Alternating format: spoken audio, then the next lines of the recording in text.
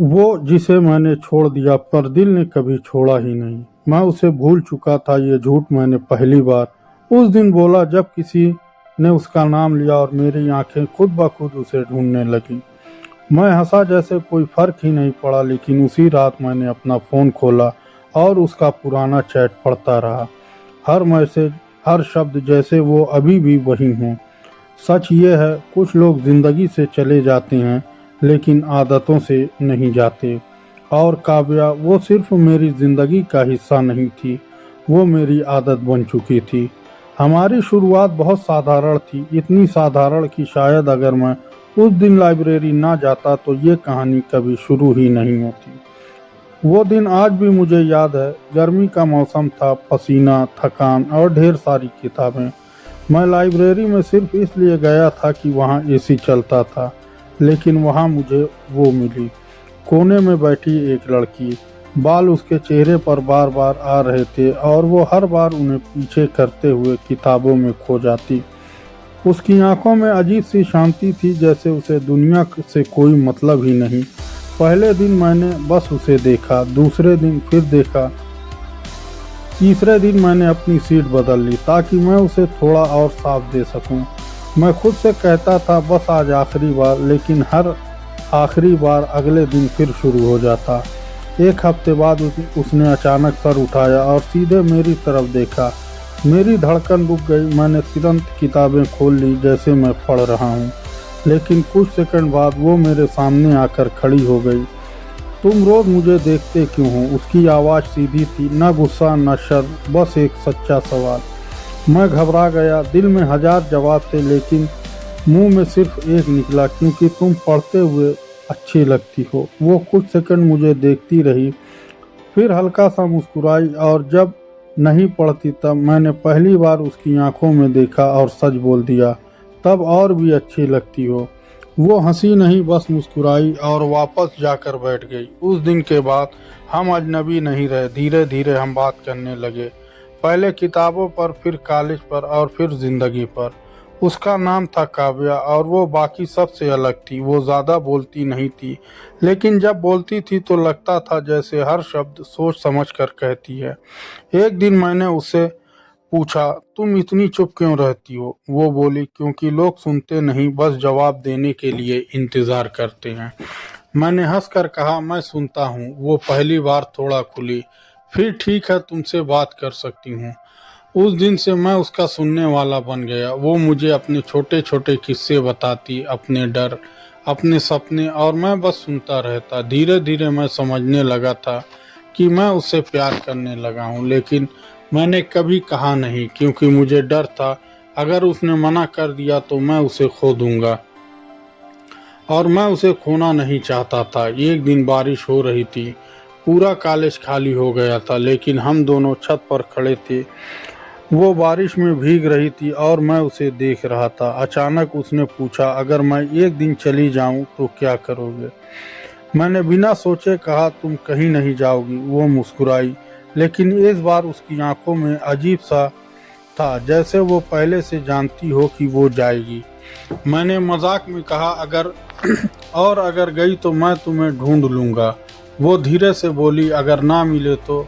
मैंने जवाब दिया, तो ढूंढता रहूंगा। वो कुछ नहीं बोली, बस आसमान की तरफ देखने लगी। उस दिन के बाद उसमें कुछ बदल गया। वो पहली जैसी नहीं रही, कम मिलने लगी, कम बोलने लगी, और उसकी आंखों में वो शांति अब नहीं थी। मैंने पहली बार पूछा क्या हुआ, लेकिन हर बार उसका जवाब एक ही था, कुछ नहीं। और फिर एक दिन उसने खुद मुझे बुलाया। उसकी आवाज़ पहले से अलग थी, जैसे वो कुछ भारी बात कहने वाली हो। मुझे तुमसे कुछ कहना है। मेरा दिल तेजी से धड़कने लगा। वो बोली, मैं तुमसे प्यार नहीं करती। मेरे अंदर सब कुछ टूट गया, लेकिन मैं चुप रहा। फिर उसने कहा, लेकिन अगर मैं रुकी तो शायद करने लगूं। मैंने उम्मीद से पूछा, तो रुक जाओ। उसने मेरी आंखों में देखा और धीरे से बोली, मैं नहीं रुक सकती। क्यों? मैंने पहली बार जोर से पूछा। वो चुप रही और फिर बिना कुछ कहे वहां से चली गई। उस दिन वो सिर्फ वहाँ से नहीं गई, वो मेरी ज़िंदगी से चली गई थी। मैंने उसे बहुत ढूंढा, हर जगह, हर दोस्त से पूछा, हर कोने में देखा, लेकिन वो जैसे कभी थी ही नहीं।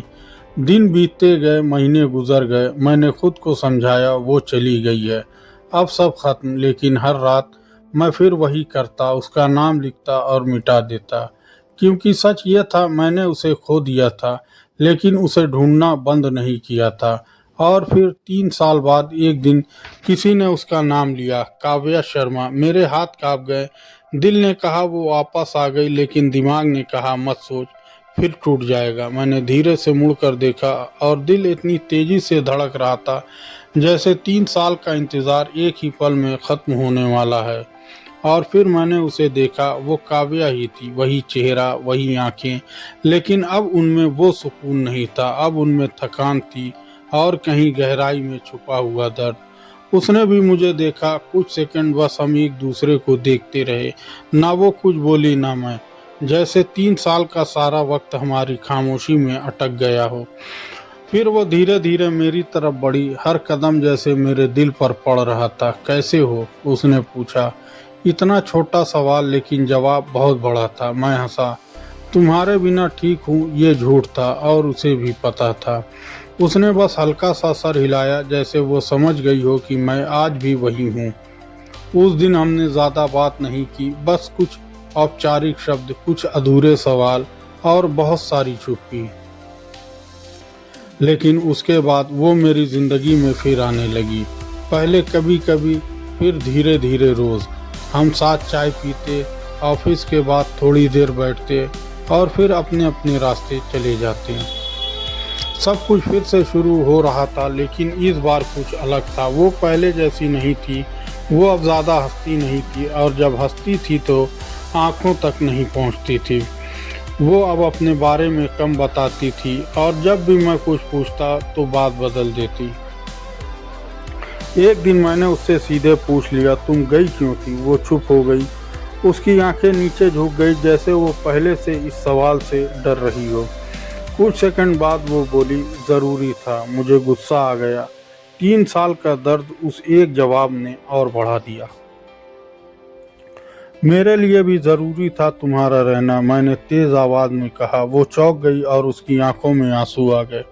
अगर रुकती तो तुम्हें बर्बाद कर देती, उसने धीरे से कहा। मैं समझ नहीं पाया, प्यार बर्बाद कैसे कर सकता है? वो कुछ नहीं बोली, बस आंसू पोंछ कर उठ गई। उस दिन वो फिर चली गई, लेकिन इस बार मैंने उसे जाने नहीं दिया। मैं उसके पीछे गया और उसका हाथ पकड़ लिया। इस बार बिना जवाब दिए नहीं जाने दूंगा, मैंने कहा। वो रुक गई, लेकिन पीछे मुड़ी नहीं। कुछ सच्चाइयाँ जितनी देर छुपी रहे उतना अच्छा होता है, उसने धीमी आवाज में कहा। मैंने उसका हाथ कसकर पकड़ा, और कुछ सच्चाइयाँ जितनी देर छुपती हैं उतना ज़्यादा दर्द देती हैं। कुछ सेकंड की खामोशी, फिर वो धीरे से मेरी तरफ मुड़ी। उसकी आंखों में आंसू थे, लेकिन इस बार वो भाग नहीं रही थी। तुम जानना चाहते हो ना, उसने पूछा। मैंने सर हिलाया। वो कुछ पल चुप रही, जैसे हिम्मत जुटा रही हो। फिर बोली, मैं बीमार हूँ। मेरे कानों में जैसे आवाज गूंज गई। बीमार? कितना? मैंने डरते हुए पूछा। उसने हल्की सी मुस्कान दी, जो बिल्कुल भी सच्ची नहीं थी। इतना कि डॉक्टर भी उम्मीद नहीं देते। मेरे अंदर सब कुछ हिल गया। कब से? तब से जब से मैं तुमसे दूर गई थी। अब सब समझ आने लगा था, लेकिन मैं मानना नहीं चाहता था। तो तुम इसलिए गई थी? वो धीरे धीरे सर हिलाने लगी। हाँ, क्योंकि मैं तुम्हें अपने साथ मरने नहीं देना चाहती थी। उस पल मेरे अंदर कुछ टूट गया और कुछ बन भी गया। मैंने गुस्से में कहा, तुमने मुझे जीने दिया। वो चुप रही, क्योंकि उसके पास इसका जवाब नहीं था। सच ये था, वो मुझे बचाने गई थी, लेकिन मुझे अधूरा छोड़ गई थी। उस रात मैं सो नहीं पाया, बार बार वही सवाल, अगर वो चली जाएगी तो मैं क्या करूँगा? लेकिन इस बार मैंने एक फैसला लिया। इस बार मैं उसे जाने नहीं दूंगा। अगले दिन मैं उसके पास गया। वो मुझे देखकर हैरान हुई। तुम यहाँ? मैंने बिना कुछ सोचे कहा। मैं कहीं नहीं जा रहा। वो समझ गई मैं क्या कह रहा हूँ। ये आसान नहीं होगा, उसने कहा। मैंने जवाब दिया, तुम्हारे बिना भी आसान नहीं था। उस दिन के बाद मैं उसके साथ रहने लगा।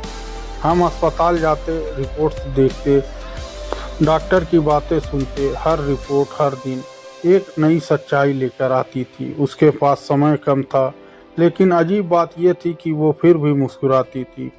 एक दिन मैंने पूछा, तुम डरती नहीं हो? वो बोली, डर तब लगता है जब जीने के लिए बहुत कुछ हो और तुम्हारे पास। वो मेरी तरफ देखी और हल्का सा मुस्कुराई। अब कुछ नहीं है। उसके उस जवाब ने मुझे अंदर तक तोड़ दिया, क्योंकि मैं जानता था उसके पास मैं था, लेकिन वो मुझे गिन ही नहीं रही थी। शायद वो फिर वही कर रही थी, खुद को दूर कर रही थी ताकि मुझे कम दर्द हो। लेकिन इस बार मैंने उसे ऐसा नहीं करने देना चाहता था। एक रात उसने मुझे बुलाया। उसकी आवाज़ बहुत धीमी थी, जैसे वो बहुत थक चुकी हो। मुझे तुमसे एक वादा चाहिए। मैं डर गया, क्योंकि उसके हर वादे के पीछे एक अलविदा छुपा होता था। क्या? वो बोली, जब मैं चली जाऊं तो मुझे ढूंढना मत। मेरे दिल पर जैसे किसी ने वार कर दिया। मैं नहीं कर पाऊंगा, मैंने तुरंत कहा। वो मुस्कुराई और बोली, तुम हमेशा ढूंढते रहे हो, लेकिन इस बार खुद को ढूंढना। मैं चुप हो गया, क्योंकि ये वही बात थी जिसे मैं हमेशा भागता रहा। और फिर उसने मेरा हाथ पकड़ा और धीरे से बोली, क्योंकि मैं नहीं चाहती कि तुम मुझे ढूंढते ढूंढते खुद को खो दो।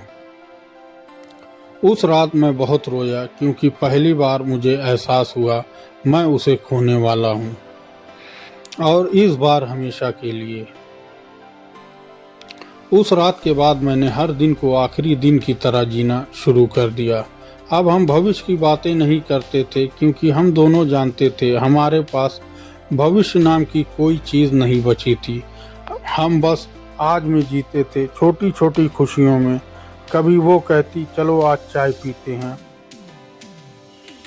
और हम बिना किसी वजह हंसते रहते। कभी वो कहती, आज बस बैठते हैं, कुछ नहीं करते, और हम घंटों खामोश बैठे रहते। लेकिन उस खामोशी में भी बहुत कुछ कहा जाता। अब मैं उसे देखता नहीं था, मैं उसे महसूस करता था। उसकी हर मुस्कान, हर सांस मेरे अंदर कहीं बसती जा रही थी। लेकिन सच ये भी था, वो हर दिन मुझसे दूर जा रही थी। उसका शरीर कमज़ोर हो रहा था, आवाज़ धीमी होती जा रही थी,